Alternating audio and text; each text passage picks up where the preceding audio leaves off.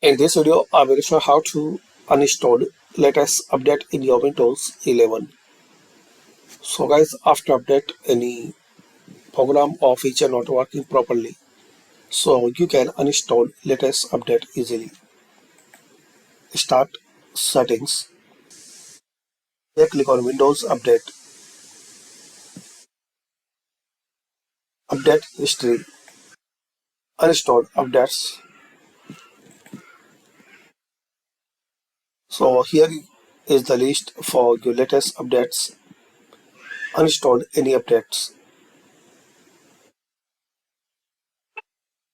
Then close and restart your system. So this is the method you can uninstall update in Windows 11. Thanks for watching.